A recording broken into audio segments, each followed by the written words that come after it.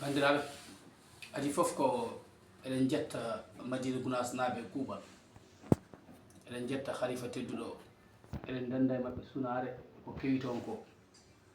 Enen ken almuɓe Alhaji Mouhammad Saïd e kala ko memi ceerno men memi pittari meɗen. En denda e bandiraɓe kala sunare e musalla gonɗo toon o.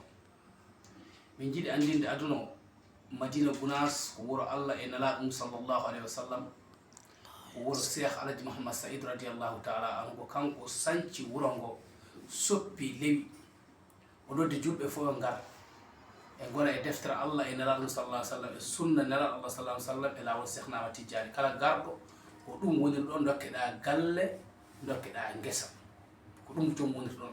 So tawi jomum yalti e ko adduno ɗum ko, ene jogui droit yaade hoodde woppa wuro makko. Alhaji Mouhammad Saïd jeeyi wuro ngo, jeyɗo wuro noon kala ko wela e wuro ngu waɗata e wuro muɗum, kala mo welani ɗum o yaltu wuro ngo oppidemo e wuro makko.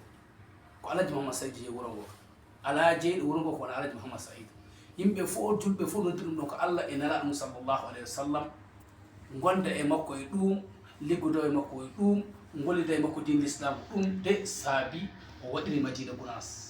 Madina Gounass ala jeeyi ɗum sowona wuro Cheikh Siraji Alhaji Mouhammad Saïd.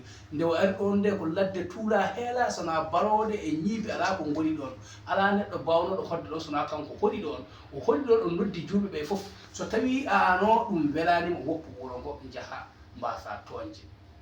Gande no minen almuɓe hamin ga, hamin keɗa ko woni toon ko. Min jiiɗa noon immade tawoyde, saabu somin gimmi min tawoyi koko bonata. Non noon bandiraɓe kala oɗon kalane ɗum, oɗon jarlo, oɗon jaafo.